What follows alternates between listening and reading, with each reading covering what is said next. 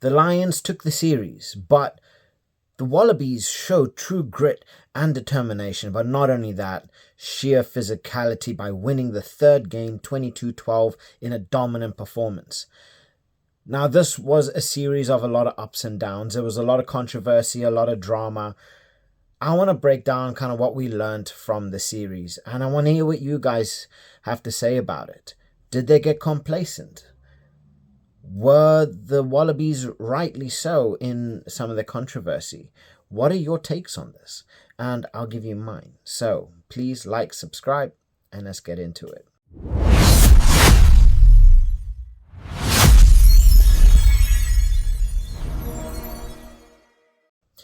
Now,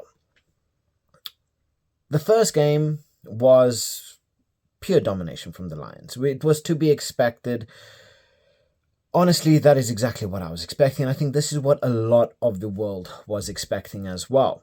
They put in a very dominant performance, and the Wallabies, they just looked disjointed. They didn't look like a proper team.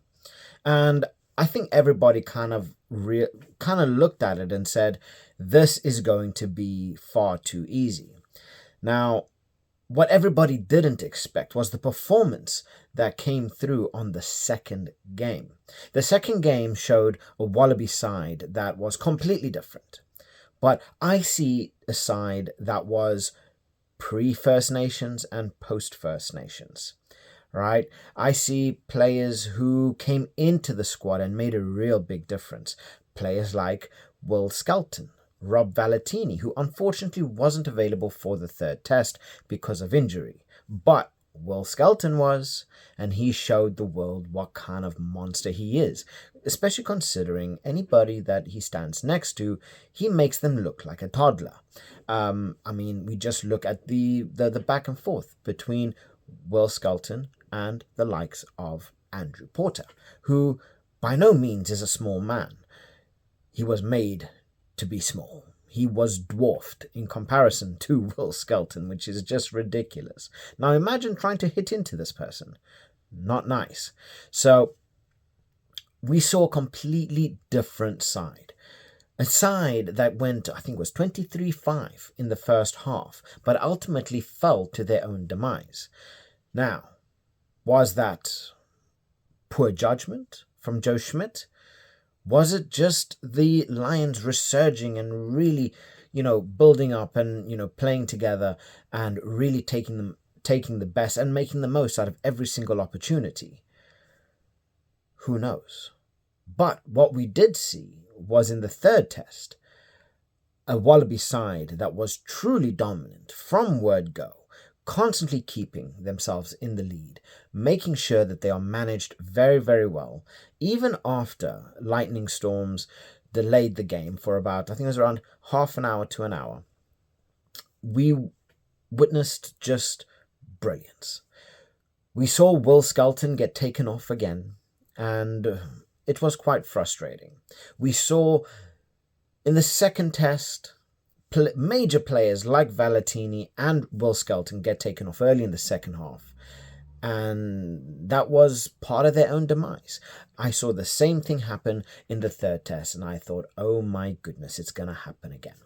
But they were able to perform pretty well and keep what was there. Now, the Lions, their third test was subpar. Yes, they did have injuries to, Maro Itoje and Tommy Freeman didn't manage to pass the HIA. I believe James Ryan ended up getting an injury as well, which was horrible to see. But we got a bit of back and forth. We got a bit of everything, right? Now, there was certain controversy in relation to Tizano and Jack Morgan, mainly in relation to the clear out, where Joe Schmidt then said that Tizano's been left out of the third test because of all the online abuse that he's gotten. Some might feel rightfully so. I feel that, look, he took a big hit. I don't believe he was taken out because of, he shouldn't have been taken out because of online abuse. He is a grown man. He is a professional athlete. This is things that you are going to run into, so you better grow some thick skin if that is the truth. If he was fully fit, ready to go, I feel if he was good enough, he should have played, because that is what a professional sportsman does. So if you do want to rest him, by all means, rest him. If he took a knock, be upfront and say, look, he took a big knock. That getting hit by Jack Morgan is like getting hit by a sledgehammer, right? So there is nothing wrong about saying he got hurt. But to say that he was taken away because of online abuse, please, that's not wrong. That's not on. But we did see a lot of back and forth. We saw a lot of back and forth in relation to Dan Sheehan's jumping try, whether it was a dive, whether he evaded the tackler, the referee, and what I seem to have come to. I originally thought Dan Sheehan, he dived, right?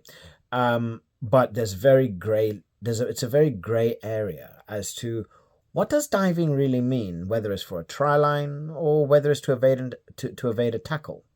I actually heard in one of the in one of the podcasts that I listen to quite a lot, stuff is unscripted, that I believe they said if we had to take if we had a 5 meter touch and go, we just take Archis Neyman, we take Iabenetzebet, and we just flick Faf de Klerk. Just throw him, just choom, with the ball.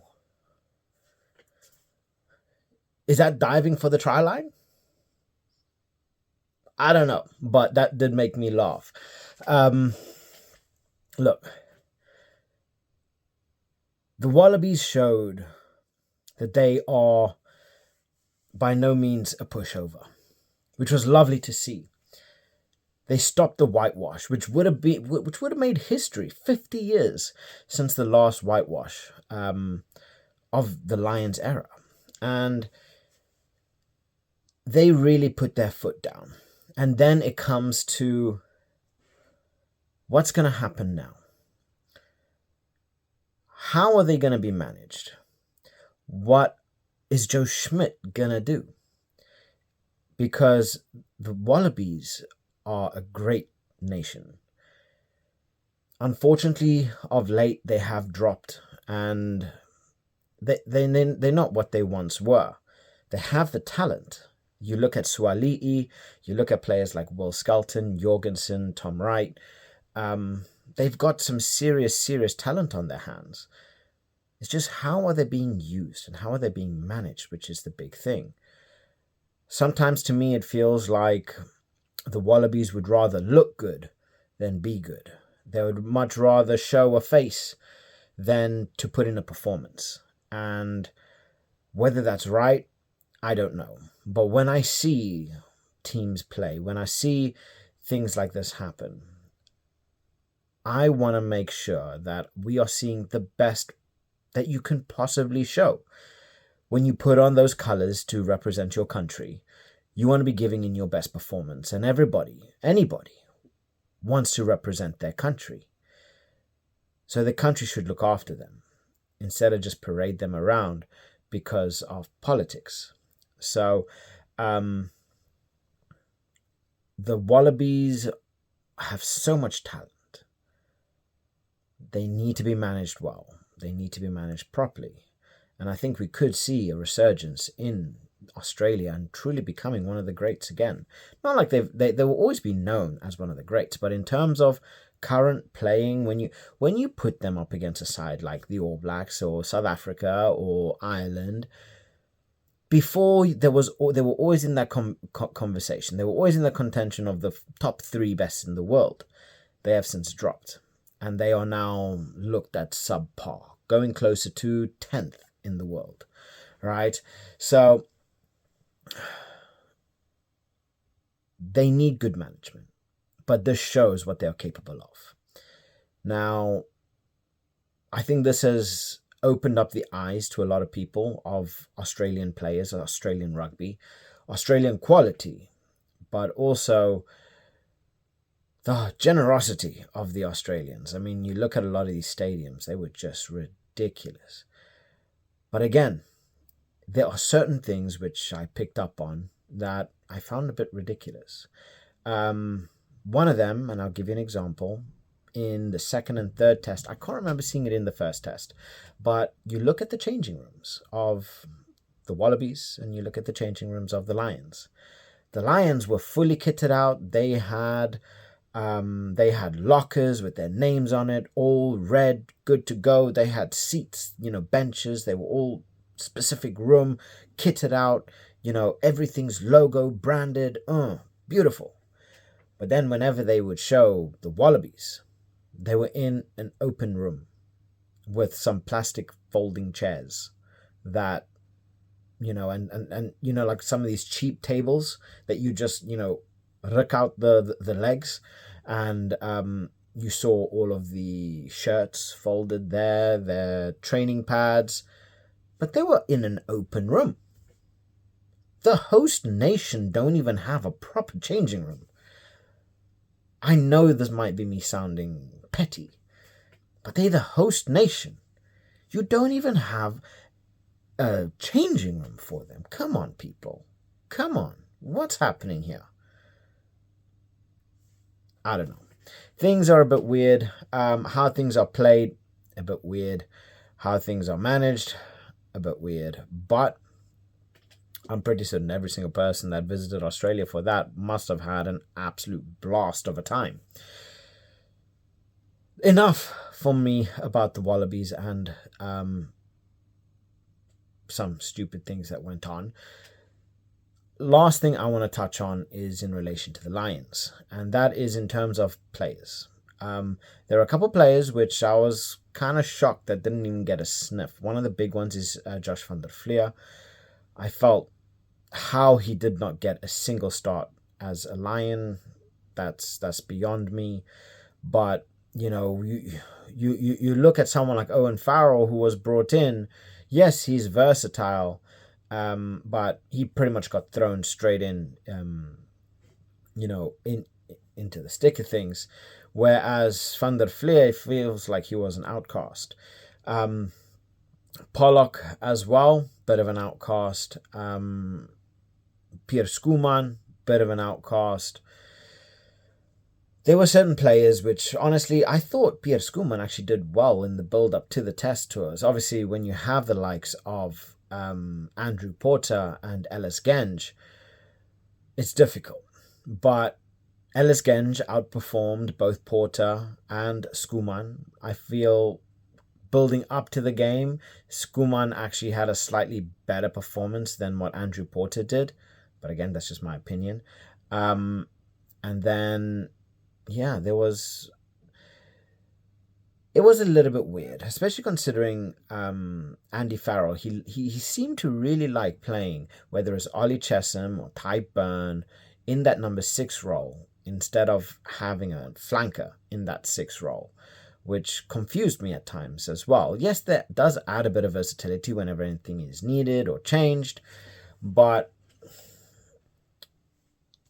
Van der Flier, man, like, come on, what? Duhan van der Merwe as well. I can kind of understand Duhan because he didn't exactly have the best of time.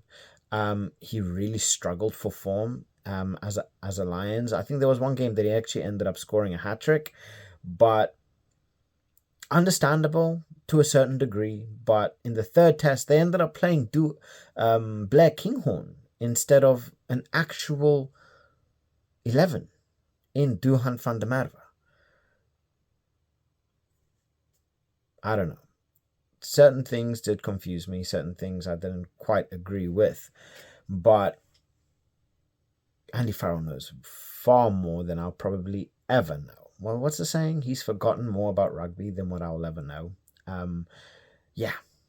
The guy, he's there for a reason, right? And I'm only here as a spectator, giving my thoughts.